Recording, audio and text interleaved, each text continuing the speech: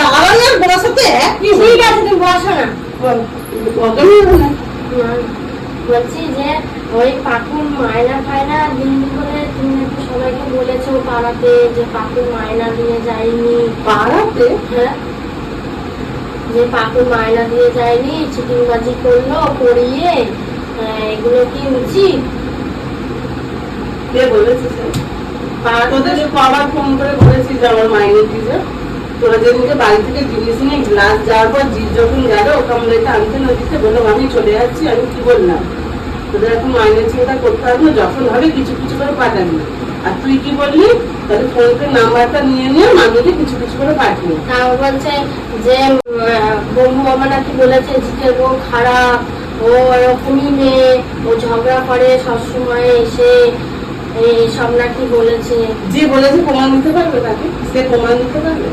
আর পাকুকে নিয়ে নাকি পড়া নিয়ে নাকি অসুবিধা খুব। যে বলেছে প্রমাণ দিতে পারবে? হ্যাঁ, এই কথাটা তো হতে পারে যদি কখনো হয়। আমি হয়তো তোমার বলতে পারি যে হ্যাঁ ওরা 3 মাস করেছে মাইনে দেয়নি, হয়তো কাউকে বলতে পারি, কিন্তু মাইনে দিইনি চিটিং বা যেন তেন এই কথা তো তোমাকে আমি বললাম, আমি তো মামির সাথে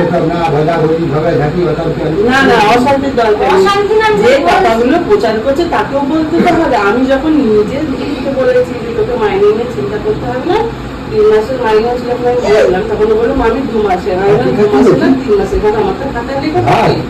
আমি তো বলেছিলাম যে তোকে মাইনে দিতে হবে, যখন যেমন হবে তখন এবার বলছে কি যে পাকুকে নিয়ে অসুবিধা করার, তুমি নাকি বলেছো পাকুকে আমি পড়াতে চাই না, তাও মুখের উপর বলতে পারছি না, আগের মাইনাও বাকি আছে, এসব নিয়ে যে বলেছে, যে তোকে বলেছে তাকে দিয়ে বলবো বলছি।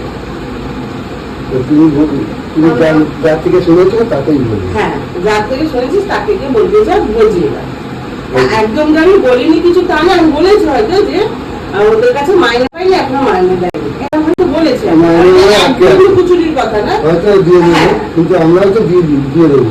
এই কথা এইসব যে বলেছে ভাজা দিয়ে আমি এগুলো তো ঠিক বলবো যে বলেছে চ। তারপরে এগুলো তাহলে কি তুমি পাকুকে পড়াতে চাও না?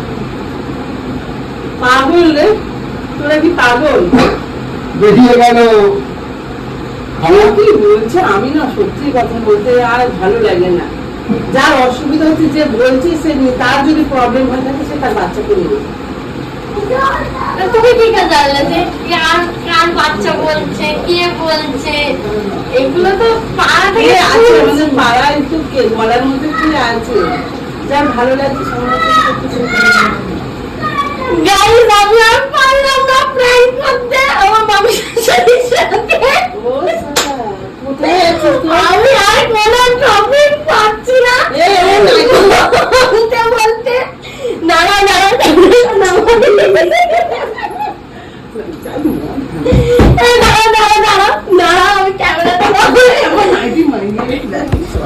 আমি আর পাচ্ছি না, কোনো টপিকই পেলাম না।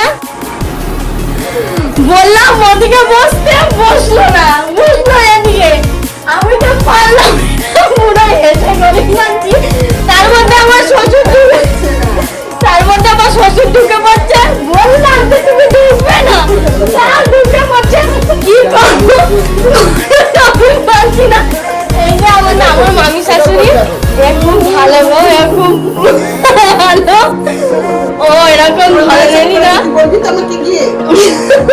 ও এরকম ধরনেরই না, ও আমি পুরো একদম আমার মামির সাথে ফ্যামিলি ভাবে মিশি, বুঝেছো? তুমি পড়াও, তোমার আমার মামি শাশুড়ি পড়ায়, তোমরা যদি কেউ পড়তে চাও কমেন্ট করে জানাবো, তোমাদের বাচ্চারা যদি পড়তে চায় কমেন্ট করে জানাবো। তুমি তো বলে দাও সাবস্ক্রাইব করতে।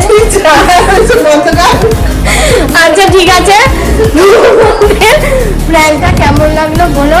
বেশিক্ষণ করতে পারলাম না আমি প্র্যাঙ্কটা, কোনো টপিকই পাচ্ছিলাম না, আমি মানে হেসে গড়িয়ে যাচ্ছিলাম, আমি খুবই হাসি পাচ্ছিল আমার। তো চলো আজকের মতো প্র্যাঙ্কটা এখানেই আমি শেষ করলাম। এরকম যদি কোনো প্র্যাঙ্ক তোমরা ধামাকাদার প্র্যাঙ্ক দেখতে চাও তো বলবে,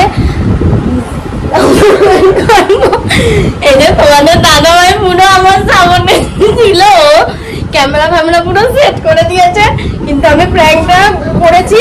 তোমরা ভালো লাগলে একটা লাইক করো আর কমেন্ট করো, যে যদি এরকম প্র্যাঙ্ক দেখতে চাও তাহলে কমেন্ট করে জানিও। আর গাইস, তোমরা কিন্তু সাবস্ক্রাইব করছো না, সাবস্ক্রাইব করে দাও আর একটা লাইক করে দিও।